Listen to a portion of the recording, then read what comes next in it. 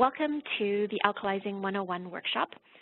Thank you for joining us, and my name is Heather Schofield. I'm a homeopath and the Medical Education Director here at Biomed. I'm really excited to be talking about alkalizing, as this is something that I've been doing with my own personal patients for over a decade. And with me tonight is Angela Ford-Reimche. Hello, everyone. Thank you, Heather. I'm Angela Ford-Reimche, Medical Support Manager for Western Canada. And just as Heather's been using acid-base balancing and alkalizing with her patients, I work with athletes, and I find that it's really imperative to use this with them as well, especially since they tend to be more acidic than the normal person. All right, so just to go over what we are going to be covering today, we're going to be covering what is acidosis. Then we're going to shift gears, move into talking about extracellular and intracellular matrix and how that's connected, the importance of acid-base balancing, pH values of tissues, the art of alkalizing, and then we'll shift gears and actually go into the different alkalizers that Biomed carries, alkaline diet and water, and we're going to, I believe Heather's going to send this to you, the pH salivary challenge, and last but certainly not least, the emotional balance and the connection with acid in the terrain. Okay, so to get started, what is acidosis?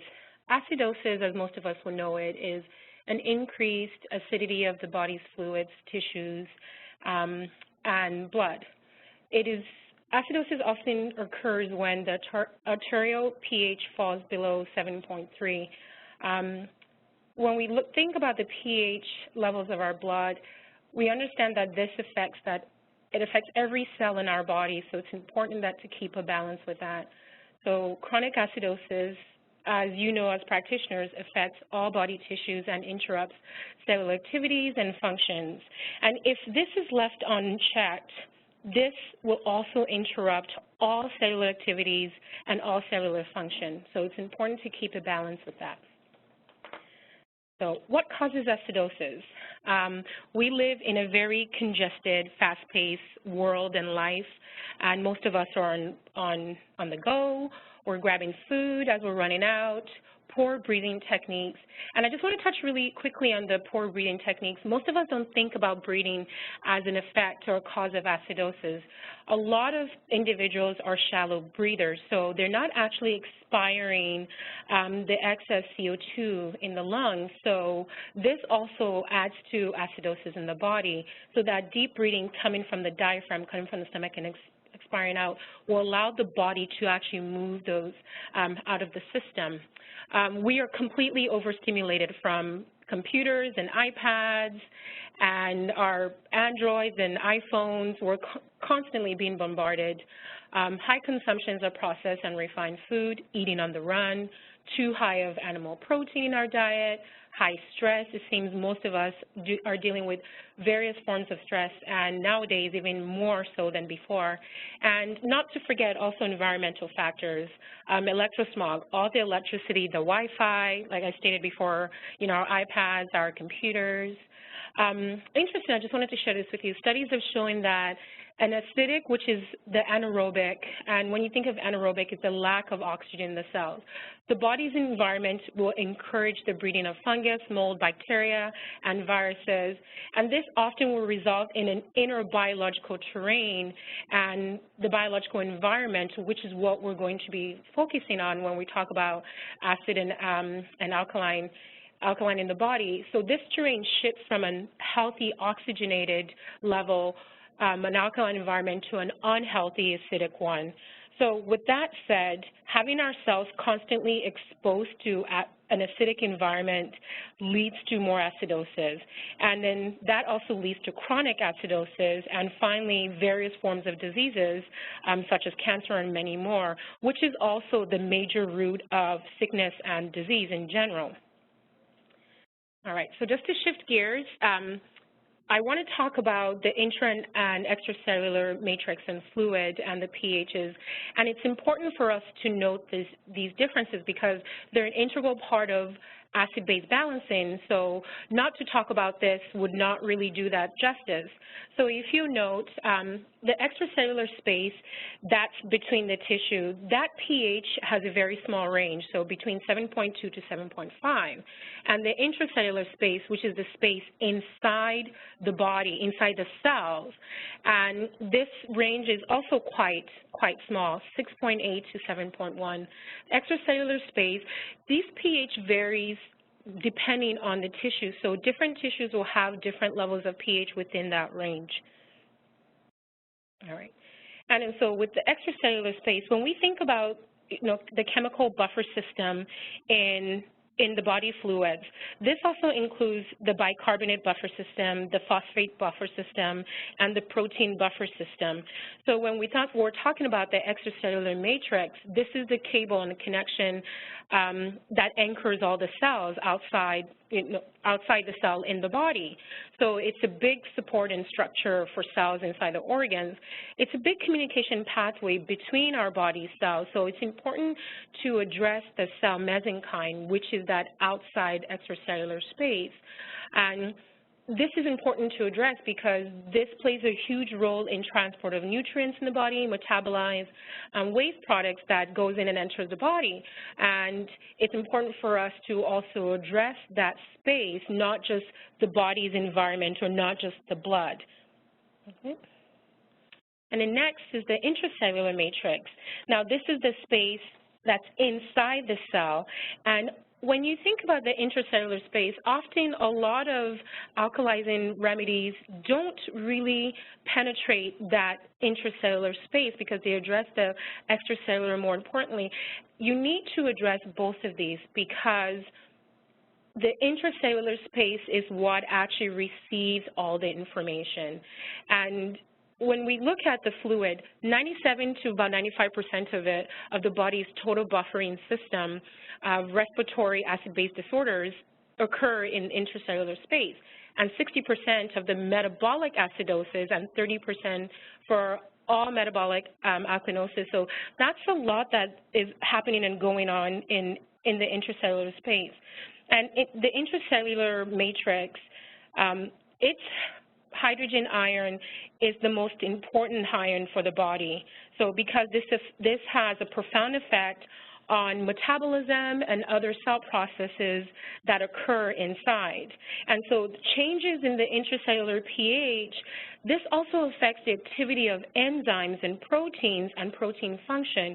So it's really quite important that this space keeps a very stable pH. It doesn't really have much room to move. And the bicarbonate system that's present inside the intracellular space, it's involved in buffering all metabolic acidosis. So this space is, not to say that it's more important than extracellular space, but it does hold a great importance that needs to be addressed more frequently than most of us think or do address them. And now I'm going to shift gears, and we are going to be talking about maintaining acid-base balance. I'm going to pass this over to my colleague, Heather. All right. So with the intracellular and the extracellular spaces and the milieu, Angela has covered all of that. So now we're going to get more, less micro and more macro. And so how to be maintaining this balance. So there's three major homeostatic mechanisms within the body that are taking care of the acid-base balance in the body. The biggest component in all of this is the bicarbonate, as it's a vital component for the pH buffering system within the body. So initially what happens when acid-base or becomes more acidic within the body, you get this buffering by the extracellular and the intercellular matrix. And again, this is almost like a rapid or emergency defense. When we talk about the salivary pH acid challenge, this is essentially what we're looking at with that test, is how are your buffering systems and how is your buffering mineral reserves in the body when there's a stress. So one of the things that's really great about this system is it's able to take carbon dioxide, which I'll explain about that in a moment, and turn it into carbonic acid. And then from there, carbonic acid is easily turned into bicarbonate, which is a neutral, non-threatening compound within the body. And then the bicarbonate is again used to be able to do more buffering within the body with these hydrogen ions. And so basically being able to quickly neutralize is going to be your very first step. The second step is with the lungs, and that is again helping this buffer system going from the carbonic acid to the bicarbonate. And then finally, with the excess hydrogen ions, the renal system or the kidneys are able to move the acid out of the body. So here's just a brief chart about it. So with the cells, what they end up doing, they produce metabolic wastes that end up in the blood, and two of the big ones include these hydrogen ions and also carbon dioxide. And so as I mentioned before, you get this buffering system that changes things to carbonic acid and then neutralizes it into bicarbonate. As it's going through the kidneys, the hydrogen ions are released through the urine, or excreted through the urine, and then as it gets filtered back into the blood system, you end up having less of the hydrogen ions and more of the bicarbonate. So that means that you're able to bind again, and so binding onto more carbon dioxide and more hydrogen ions. As it continues through the blood and then goes to the lungs are what is eliminating the excess carbon dioxide. And so it's this basic cycle where the lungs are eliminating carbon dioxide and the kidneys are eliminating the hydrogen ions. And as Angela mentioned about how important it is to be breathing, this is the reason why it's very important, because that is one of the three major mechanisms to maintain acid-base balance. This is all great until things go out of balance. The body is able to self-regulate up until a point. If these systems become overwhelmed, then what's happening is you start to get this accumulation of hydrogen ions in the tissues. And this equals an acidic terrain or tissue acidosis, or extracellular and intracellular acidity. And so the goal then, when this happens, is we're able to test with pH testing, and the goal is to flush these excess hydrogen ions out of the tissues to allow the body to get back to re-regulation of a normal acid-base balance. And just Angela mentioned it already, but in acidic terrain, it's prone to inflammation and prone to reactions, specifically allergies, prone to increased toxicity, and then it essentially lays this foundation for the potential for chronic degenerative conditions to occur. One of the things also is cancer. It can often be an end process, with this acidic terrain being one of the factors that can be involved with that. So then next is the art of alkalizing. So we've got kind of understanding with the mechanisms, but how do we support when we get an overburden or pH imbalance or more tissue acidosis within the body? So looking at alkalizers then is a great way to do this. I remember once learning from a mentor, Dr. Karim Danani, when he was talking about acid-base balance, one of the things he said is you use an alkalizer to mechanically shift the excess hydrogen ions out of the body. I've always kept that term in my head, and I really appreciate it because it really gives an understanding. Alkalizing is not something that's done long-term. Alkalizing is really set in to try to get the body back into balance and re-regulation, and that's the stand that we also support, Angela and myself, is using this as a tool to flush things out of the body so that the body's homeostasis and regulatory functions are able to set back into place. So with the alkalizing then, one of the things it's really important to do is measuring the pH, because then this gives us an idea of, is the body really acidic? Are the tissues acidic as well? And if that's the case, then we then can get an idea of what we need to do from an acid-base balance perspective. When we're talking about alkalizers, there's a few things to understand about them. And one of the things is an alkalizer. Any alkalizer that you use must contain sodium bicarbonate and or potassium bicarbonate. It's the bicarbonate component that is the most important part of an alkalizer to be able to do that buffering of those hydrogen ions, but also the carbon dioxide as well. An alkalizer, and so the ones we'll be talking about contain calcium and magnesium, sodium, potassium, and these are the 4 natural buffering minerals that exist within the body. The other thing, too, is these are minerals, when the body starts to become acidic, there is a really good storage system in the body for these buffering minerals, and they happen to be the bones. So if the body becomes burdened with acidity, our body is going to try to be naturally buffering these out. And so if you're pulling these minerals out of the bones and not replacing them, it could lead to things like osteoporosis. Osteoporosis often is a function of an acidic terrain. And so one of the ways to help address it is to be looking at getting the body back to regular pH balance. So with the mechanism of action then with an alkalizer, with the sodium bicarbonate and the potassium bicarbonate, it's helping to support the sodium-potassium pumps, taking the bicarbonate into the cells. So now we're not just talking extracellular, but we're also talking intracellular, and getting this bicarbonate to become the raw materials for a huge amount of things. So it does help to support the pancreas, the liver, and the stomach, producing enzymes, bile, and hydrochloric acid. One of the other things I remember reading years ago was in this really old article from the 1980s from Sanum, or from Sanum, Germany, and this article was talking mostly about digestion and alkalizing for improved digestion, and it took me a number of years to really understand it, but that is the key, that it's helping to support the pancreas, the liver, and the stomach, and in that process using up those excess hydrogen ions. So not only are we alkalizing or acid-base balancing the body, but we're also improving digestion overall, helping to reduce heartburn and indigestive symptoms, getting the body better digesting food, and making sure that the liver and gallbladder are able to secrete that bile. If the body is on the acidic side, then it may mean that there's not enough bicarbonate stores in the body, so as the stomach acid enters the duodenum, if it's not neutralized, then the enzymes aren't going to be able to break the food down as easily, and this is where you get putrefaction and fermentation starting to occur. So there's a really big host of things happening when you're looking at acid-base balance in the body, and some really important foundational components to it as well. One of the things Angela also mentioned is about the tissues having all of their specific pH ranges. So when we're talking about acid-base balance, we're not talking about the body acidity from a general perspective.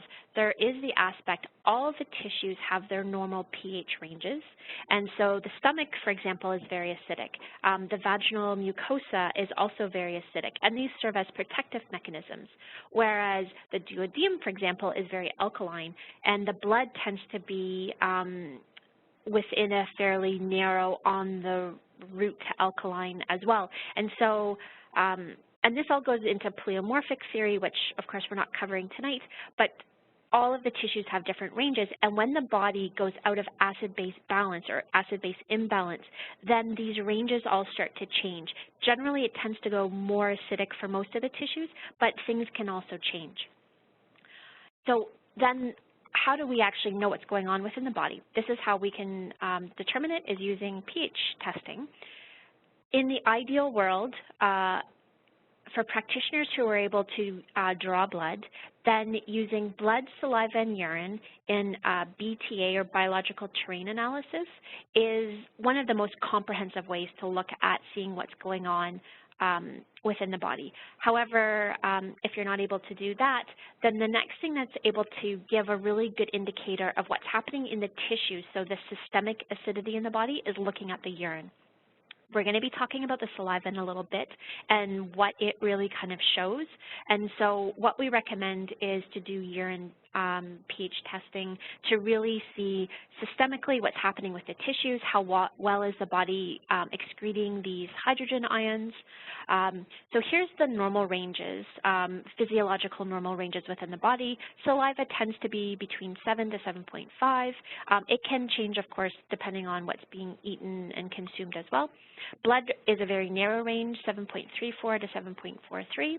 And finally, the urine tends to be between 6.8 to 7.4. And so how to test for the urine then? So there's two times. So there's the first morning urine, and then there's the rest of the day urine. When you're testing, we recommend you do both, and you do it for about 3 days to get a baseline and to take it at a number of different times, the urine pH during the day, and around the same time. So if somebody's doing it at 7 a.m., then they could do it at 10, they could do it at 2, and they could do it at 7 p.m.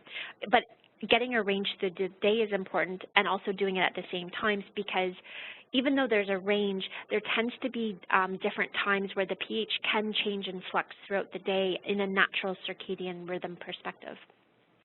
First morning urine is generally somewhere between 6.0 to 6.5 and maybe up to 6.8. So if it's under 6.0, so in the 5s, for example, then that can indicate tissue acidosis.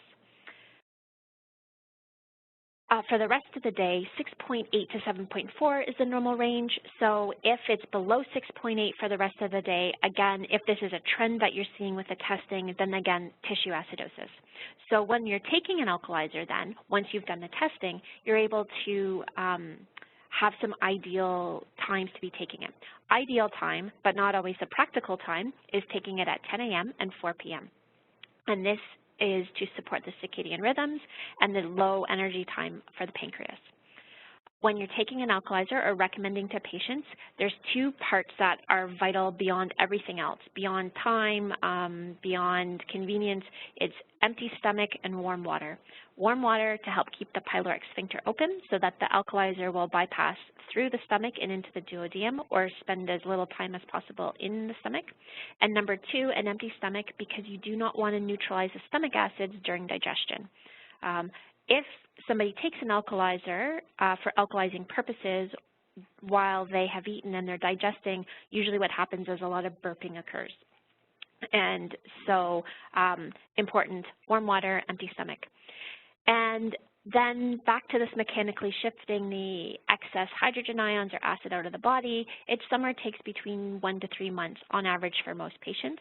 It is recommended, though, after 1 month to stop for a couple of days and then redo the baseline for the pH and see how things have changed. So you can monitor once a month to determine if the patient still needs to continue taking an alkalizer, or if they're almost there, then you can have it instead of every day, every other day, or once a day rather than twice a day, and you can really work with them. Some patients, if they're really acidic, they may need to be taking it for a longer period of time, and that's when, after the 3 months, you may want to be doing it every other day or every third day. The other part, Angela is going to be talking about this, is there is some lifestyle maintenance that goes with this. You can take an alkalizer and yes, it shifts the acid out of the body, it helps to re-regulate, but to do a maintenance, this is when things like alkaline diet and other lifestyle factors need to be modified as well. And as I mentioned, Angela is going to be talking about that in a few minutes. There's one other point. In some cases, you're going to see two things. You may find that a patient, let's say they've got a chronic degenerative joint disorder, or maybe even cancer in this instance, and so you know that there's a chronic degenerative condition happening, but the urine tests alkaline. And so you're thinking to yourself, okay, this doesn't make sense. What is going on? There could be something called a kidney block. And what a kidney block, an acid block. So what an acid block means is the kidney tissues at this point are also very acidic. So the kidneys aren't releasing the acid any longer, or not in the quantity that it needs to. So in that case then, when the history and the symptoms don't make sense to the testing, then you want to be supporting the kidneys as well with kidney drainage remedies.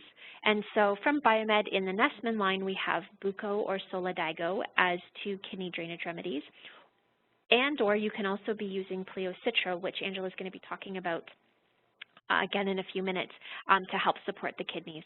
The other thing just to note with an alkaline urine is sometimes certain medications or a bacterial infection or a urinary tract infection can also create an alkaline urine as well. And so that's something else just to keep in the back of your mind. Okay, so just to go through the alkalizers then that we have available with Biomed, there's the Alcala, which is from Germany, from Sanum in Germany, and then also basic powder and basic tabs. So I'm going to be talking about these next, and then Angela's going to be talking about the organic acids, which are from Sanum, the Pleocitro, the Pleosanavis, the Pleoform, and one bonus, which may surprise you, probiotic, Lactobacillus sporogenes, which also happens to be very alkaline, or very alkalizing. So just before we talk about Alcala, just to let everybody know, with the pH papers, Alcala does come with a pack of pH papers in the box. Basic powder and basic tab do not, but you can purchase the pH papers separately, and so they are available through Biomed. And with Alcala, as an alkalizer, as I mentioned before, sodium bicarbonate and potassium bicarbonate are the two key ingredients, and so it has that, and it also has some sodium citrate. And so it is in a powder form, and it's recommended half to 1 teaspoon twice a day for 1 to 3 months, depending on the testing. The basic powder and the basic tabs, the formula is a little bit different. So it still has the sodium bicarbonate and the potassium bicarbonate. It also includes calcium carbonate and magnesium carbonate. So it has the 4 natural buffering minerals that are needed within the body. Some people ask about the calcium carbonate or the magnesium carbonate, and it's just so that you understand this isn't working as a calcium magnesium supplement. Instead, it's really just working to buffer and add the buffering materials in the body to help excrete these excess acids. The tablet form in Basic Tab often helps increase compliance if you've got patients who aren't doing really well at mixing the powder with the warm water. Then the Basic Tab can be used and just, again, taken with warm water on an empty stomach.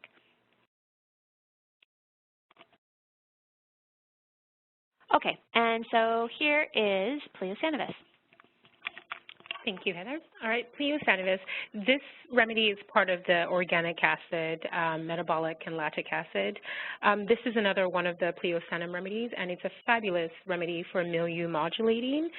It's great for lactic acidosis. And when you think about lactic acidosis, this is the physiological condition that actually occurs due to an increase of lactic acid in the blood. And often, this causes the blood pH to come into a very acidic pH, and also this transfers to acidity in tissues. Sanivis is great for this because it helps to balance the matrices, the intra and extracellular matrix, as I've stated earlier.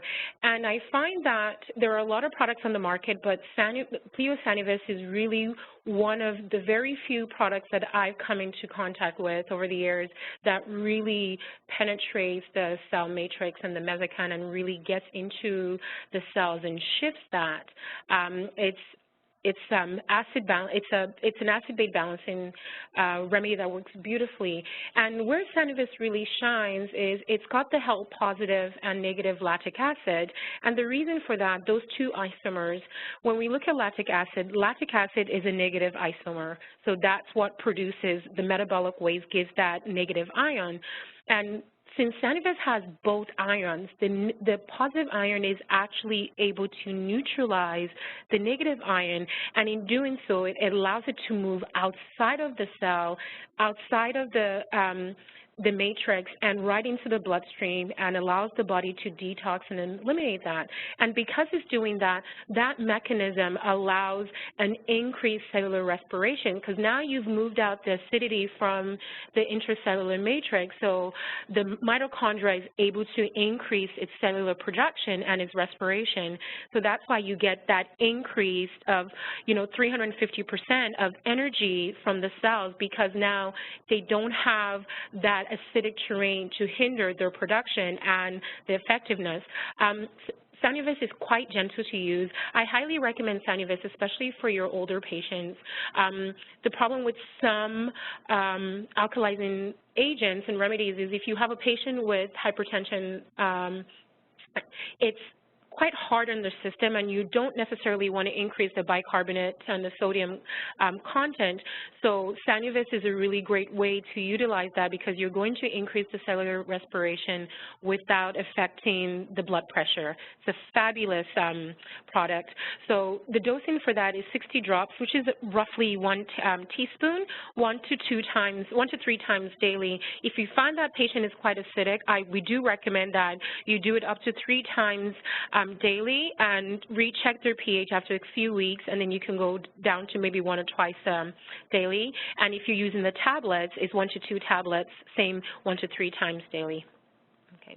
And next, another organic acid is Pleocitrocitrakil. And citracil is the Krebs cycle citric acid. So when we're looking at this, citro is really addressing the matrix and the mitochondria and the cellular respiration. Because it takes place in the cell matrix, the cell mitochondria, as we know, is the powerhouse of the cells.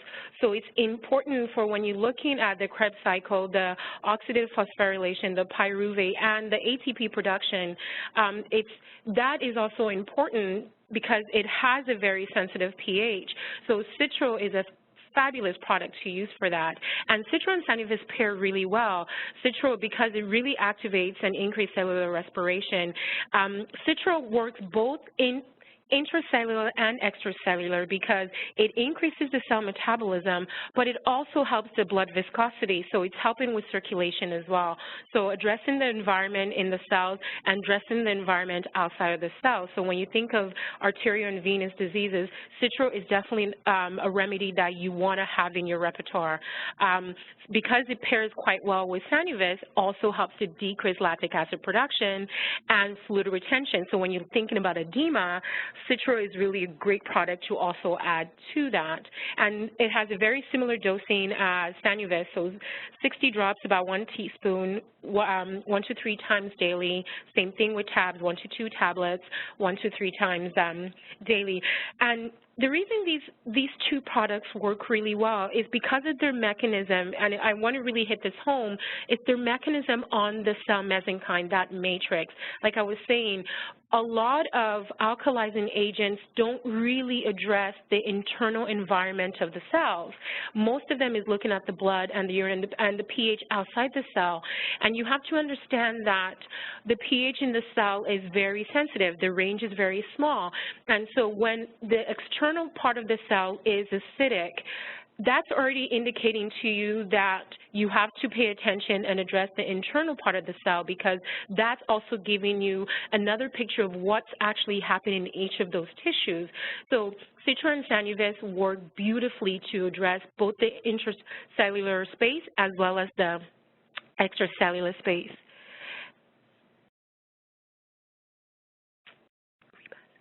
Yeah. And another product I'm so sorry, I totally almost forgot about is Pleorebas. The Reba device. For those of our practitioners that do Rubimed, you're very familiar with the Reba device. For those of you who are not, it's a testing mechanism that helps that you can test the cellular matrix, not just the blockages in the body, but you can take it further. And in the Reba device, we have a set of valves that, it's an acidum lacticum valve that you can test the different ranges and levels of acidity in each of the cell. So it's in the advanced test kit. So for those of you who have a Reba device, you know exactly what I'm talking about, from the D2 right up to the LM6. This is a fantastic way to actually measure the environment in the intracellular space and matrix of your patients, and you can really address and balance that using both citro and Sanivis. Like I said, I haven't found any other remedy out there that addresses those intercellular space. And the next is Pleoform. It's another organic acid, so formic acid. And This remedy is a little different. It is part of the milieu modulating and alkalizing lineup from the Pleosanum biological medicine lineup.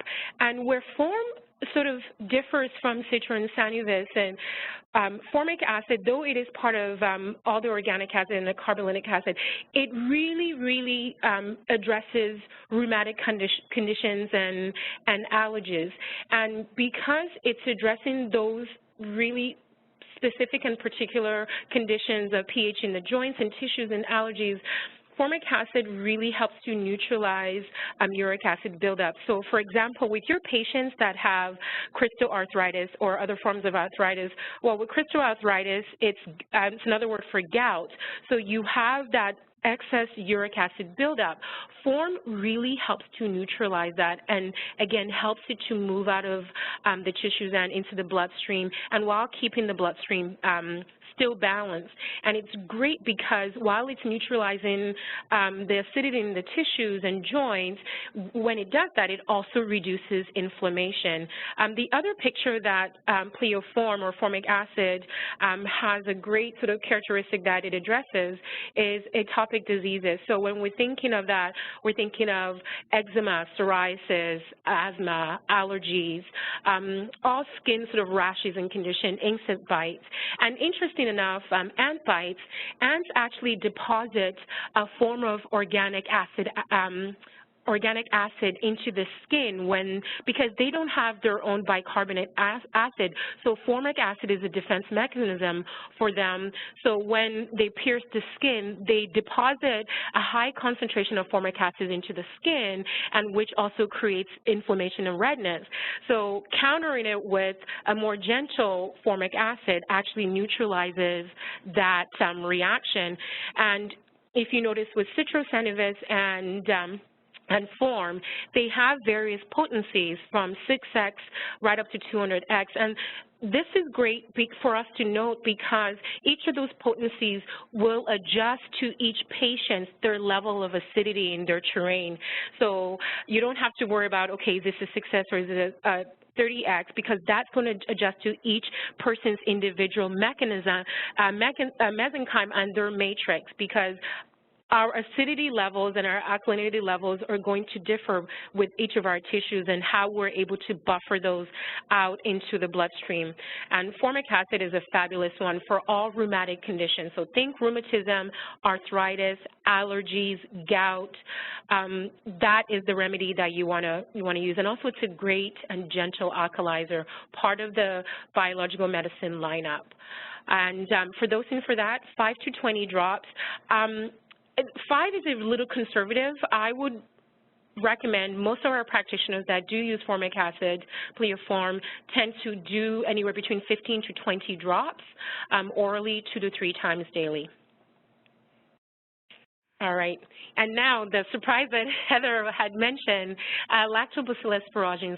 Most people don't think of Lactobacillus asparaginus or even probiotic as an alkalizing agent. Well, this particular strain of probiotic does exactly that. Because it multiplies rapidly in the gut, in the intestine, it has a positive spin, a positive ion, lactic acid. So if you remember, as I've recalled from sanivus, sanivus has both the negative and the positive lactic acid.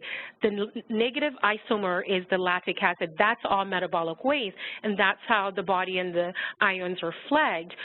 And the positive neutralizes that. So Lactobacillus asparaginus has a positive spin, so it already has a mechanism to neutralize lactic acid buildup. So because of that, you are now neutralizing excess metabolic waste in the intestine, and you're eliminating, pushing it through so the body can digest and eliminate it. And while doing so, it actually helps to normalize the pH in the gut. With that said, this also helps to inhibit pathogenic bacteria growth. And another aspect of Lactobacillus asparaginus that works really well is used for diarrhea. So when you have that dysregulation and imbalance in the intestine, you're not just repopulating and increasing the bacterial count in the gut, but you're also allowing those bacteria that already had the die-off effect to be able to be eliminated through the bowels. So the dosing for this is 1 to 2 capsules 3 times daily for 10 days, and then you can move into the maintenance caps for which is 1 cap daily. All right, so we're going to shift gears a little bit and talk a little bit about alkaline diet and the pH spectrum. So as you see from this chart, we have stated earlier that, acidosis is formed by, excess acidity in the terrain, in the milieu, and can be caused by the type of food we eat, the environment, our stress levels. And in today's society, we do eat a lot of acidic food, from, the fast food, the Coca-Cola, the coffee, the wine, you name it. And these are all in the acidic range. And where we really want to be in that middle neutralizing 7-point area. And so there's certain food groups in water that reside in that, and the more alkaline foods will help us to maintain a balance in our pH. All right, and alkaline water. I don't want to talk about alkaline water in the terms of just drinking alkaline water. This is much more than that. When we think of water, water is important for flushing out the matrix and allowing for detox and excretion. But more importantly, it's about the maintenance of homeostasis, and this depends on all the control of acid and base in all body fluids. So water is an integral part of balancing our acidity and our alkalinity in our whole body's terrain, because water helps in all our physiological buffer systems. So we're talking about the respiratory, we're talking about the renal mechanism, and as Heather talked about earlier with the lungs, these are all an integral part of the homeostasis, and water helps to regulate and buffer these systems. So when we think about water and the water that we lose and excrete out of the body, so the net loss of water will cause shifts that are affecting both the intracellular and the extracellular fluids, and this is due to osmosis, but also due to whether we're replenishing our water levels or not. Drinking alkalizing water is a way to get more fluids in your system. Do I think that drinking just alkaline water is going to shift your pH? Absolutely not, but it's a good way to get your patients to drink more fluids and helping them to get onto the path of a more alkaline and healthier lifestyle. And just like a little tidbit I wanted to just share with you guys, when we think about fluid levels in our body, the average female has 52% water by weight, where the average male has 63% of water by weight. And this difference is due to females' additional adipose tissue.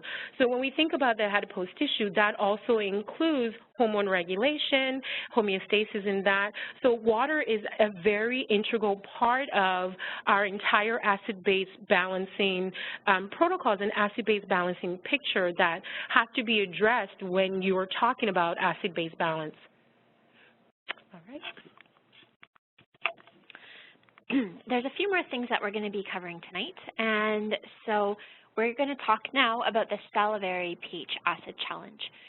I will be following up with the instructions and the forms in an email so that you will have it available so you can use it with your patients. This is something that I do with my patients. And the reason I do it is because it shows the mineral reserves in the body, and it also gives a really good indication of how the autonomic nervous system responds to stress. Okay, so I'm just going to go through the steps with you so you have an idea of what to do, and it's really good if you're sending a patient home to do this, or you're doing it in office. It's better to get everything prepared ahead of time because there are a number of steps, and once you start, everything happens very quickly. So with this then, the idea is you're going to be having your patient take some lemon juice, which is an acid. Even though it's an acid, it is an alkaline forming in the body, so that's not really what this is about. Lemon juice as an acid acts as a stress to the body, so we're stressing the body. And what we want to be doing is measuring the pH of the saliva to see how the body really responds to this acid. Specifically, how does the autonomic nervous system respond to the stress, and then also how are the mineral reserves in the body? Is there enough to be able to respond to this stress? And this, if you remember back to one of the very first slides, is that #1 buffering, emergency buffering from the extra and intercellular matrix. So this is kind of what's happening there. So what you want to do is prepare 7 pH strips and lay them out on a tissue. And then you need a spoon and you need some sort of timer or stopwatch, or nowadays on cell phones there's stopwatches, so it's pretty easy. And so you're going to have your patient spit onto a spoon, and then you're going to dip the pH paper into the saliva and then use that as your first reading or your baseline, and wipe the spoon off in between each test. You also could technically have the patient put the pH paper, which is a litmus paper, onto their tongue, but sometimes it doesn't taste very good, so recommend it onto a spoon. And every time they take the pH, they're going to compare it to the pH indicators and with the range, and so then they can use the numbers to write it down, or you can use the numbers to write it down. And so once you've got your baseline, then the next step is to take the lemon juice mixed with a little bit of water, swishing around the mouth and swallowing, and holding it in the mouth for a few moments. And then immediately take the pH of the saliva, spit on the spoon, take the pH of the saliva, and set the timer for 5 minutes. And then every minute for 5 minutes, you're going to be testing the saliva again and recording it on the chart. Okay, so if you are able to see the presentation, you can see here, so all those steps are laid out with the method, and then you see that there's a little chart you can make your recordings on. So you have your baseline, then for your pH value, and then right after the lemon juice, and of course after the lemon juice it would make sense that things are very acidic, and then every minute for 5 minutes after that. Now the goal after you get these 7 readings is you want to plot them on a graph. And there are essentially 4 different scenarios that can happen with this graph. The ideal situation is that the saliva is around 7.4, and then when they take the lemon juice and measure afterwards, it's going to drop down to somewhere in the 5s. And once you have that, over that 5-minute period as a recovery period, what you should find in a normal range is that it's going to be moving back up to 7.4. So it's kind of like a check mark. That would be kind of your ideal range of what you're seeing. But in lots of cases, that doesn't actually happen. So then if you have something where you have your 7.4, drops down after the lemon juice to the 5.5 range, and then spikes higher than 7.4, that is indicating that the autonomic nervous system is in a hyperfunction, and you've got an hyper response to this acid. And so while the mineral reserves are good, the autonomic nervous system is in hyperfunction, so you're needing to do some work with stress and getting the autonomic nervous system rebalanced. Option 3 is after the lemon juice, the pH readings climb back up to 7.4, but then drop back down again. And so what that means is that their mineral reserves are okay, but not really strong, and so you can kind of respond to the stress, but then that depletes the minerals within the body. So therefore, that's when you really want to be working with an alkalizer to get the balance back, but then also potentially being given a multi-mineral formula as well to get the mineral reserves back up. And then finally, option 4 is that after the lemon juice, the readings never climb back to 7.4. So that means that the autonomic nervous system is in hypofunction, or there's some sort of dysfunction. It also means that the mineral reserves are very poor within the body. And then finally, it also can indicate extreme acidity and maybe even something pathologically going on within the body. So it gives you a lot of information for 7 spit pH measurements. We do have one question that came up around that.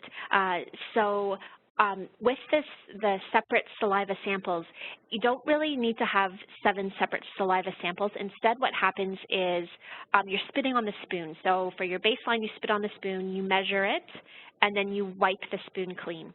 And then after the lemon juice, then you spit on the spoon, and then you measure it with a pH strip, and then you wipe the spoon clean. And so you're using 1 spoon, and you're putting 7 saliva samples on it, wiping off in between each one, and that's sufficient enough for the reading. If you have any other questions, then feel free to definitely type them into the Q&A section so we can see them pop up. So as I mentioned, we'll send this form around for the salivary pH acid challenge test, and then that way you can do it with yourself, you can do it with your patients, you can do it with your office staff, you can do it with your family. It always gives good information. And then in the end, the thing that's really important to remember is, what do you do with this information? So option 1 is acid-base balance. Basic powder, basic tab, or Pleo-Alkala is really important because it's about mineral reserves. It's not so much about intracellular, extracellular matrix. So Sanivis and Citro aren't necessarily indicated in this type of testing, but it doesn't mean that they're not necessary. This is more about minerals, however. The other thing, the other side of it is the autonomic nervous system and the adrenal glands. And so the other things to be looking at, from the Rubimed line, we have the Paravita and the Simvita that help balance out the autonomic nervous system. So those are 2 remedies that you would highly consider. And other things like adrenal support, so B vitamins, rhodiola, adrenal support formula. So we have the adrenal support formula, or ASF, and then in the Nessman line we have Adrenum, which works really well at kind of a fatigued picture. So there's a number of things to consider with that. Okay, and so we're just going to talk a little about nutritional balance and emotions, and then we have some poll questions that are going to come up for everybody. Okay, for the nutritional balance and acidity, we thought that it was important to address this point in because it's not just about taking supplements and mineral buffering and sodium bicarbonate and potassium bicarbonate, but there are lifestyle changes and nutritional components of that. And according to Dr. Lawrence Wilson, I really think it's important to utilize his list. He created the nutritional balancing diet, and he hit some really, really key points for us to note and to use and implement with our patients. Number 1 is diet. Diet of 70 to 80% cooked vegetables. That doesn't mean that your patients have to convert to being vegetarian. It just means that they need to increase vegetables in their diet, because this will slowly replenish the alkaline reserve minerals, as Heather stated earlier, and will remove some of the toxic metals, chemicals from the body that causes acidity. So eating habits, we want to eliminate cow, dairy, gluten, and other food sensitivities, and decrease animal protein, as a lot of the population eats a lot of animal protein. So decreasing this will help the body to heal much faster. Drinking water, and I've touched on water before, so drinking plenty of water is essential for balancing the pH in the body. Rest and sleep, very critical. 8 to 10 hours ideally helps the body to repair. Oxygenation and detoxification go pretty much hand in hand. So examples are like sauna therapies, because these will help to detox and oxygenate the tissues, and detoxification, and Heather touched on this a little bit. So liver, kidney, lymphatics, gallbladder, added to sauna therapy, near and far infrared saunas. These are all great components to add together. Supplements, and like we stated, it's not just about taking supplements, but it's shifting, it's a lifestyle shift, shifting the terrain, shifting the milieu. So you want to be careful when you're just taking supplements. You don't want to be giving your patients supplements just for the sake of giving them supplements. And even with the the remedies that we've suggested, with Alcala, basic tab, basic powder, they're meant as short-term, and for maintenance, the dietary and lifestyle modifications is really important to incorporate into that. Building up the intestinal flora, it's just important for overall health. And last but certainly not least is the emotional detox. When we think about emotions, the vibration circuitry, this affects every cell in the body, and it causes the immune system and the repair system to falter when there's a dysregulation in that system. So our emotions and our cells and our feelings affect our acidity as well as our alkalinity in our body. So it's important to address this with your patients. So they adjust your thinking. Acidic, bitter, angry thoughts will lead to and tend to make the body more acidic. This is very true. So when we think of it from a traditional Chinese medicine picture, balancing the yin and the yang, when our body's too yin, it's too acidic. When our body's too yang, it's too alkaline. So we want to maintain a balance, and our emotions play a big part. And there's a practitioner, she has a fabulous quote that I want to share with you. This is Maureen Fontaine. She's a big dark field practitioner, light blood cell, and she's an intuitive practitioner as well. She states that our emotional and spiritual connectedness impacts the organic nature of cells. As the blood speaks a language of its own, the body's discomfort and messages, this holds true in every cell, and all these values are represented in our emotions. So it's really important for us to always think about emotional components and emotional aspects of all that we are working on with our patient, whether it's physical or otherwise. Okay, so the final thing here, the take-home message that we would like for everybody to take from the Alkalizing 101 webinar, it's not just about taking pills and remedies, but it's really about balance and getting the body back into being able to maintain balance and regulation. And for sustainable maintenance of a healthy body, which is the acid-base balance, we want to balance the environment of the body. We want to balance the environment of the tissues. We want to balance the environments of the cell, and overall keep a balance in our lifestyle, keep an emotional balance, which includes our diet and alkaline food, and pH balance. All of this then leads to the autonomic nervous system regulation, decreased inflammation, better balanced mineral reserves, a healthy gut, and in the end, a healthy body. Thank you. Great, thank you. Now, if you have any questions, please feel free to type them into the Q&A section. We also have some poll questions that are going to pop up, and so we'll give everybody a minute just to go through the poll questions, and then we'll read out the answers, which will end up being a really good review of everything that Angela and I covered tonight, and then we'll sign off. Okay. I think as the poll questions are up, there's 7 of them. I'll just read them out loud as we go, and then we can answer them as well. Okay, so what is acidosis? An increased acidity of body fluids, blood, and tissues, interrupts cellular activity and function, occurs in the intracellular and extracellular matrix, or all of the above? It's all of the above. All right, question 2. The pH range for the extracellular matrix is between 7.2 to 7.5. True or false? And that is true. Number 3, the bicarbonate is a vital component to the pH buffering system. True or false? The answer for this one is also true.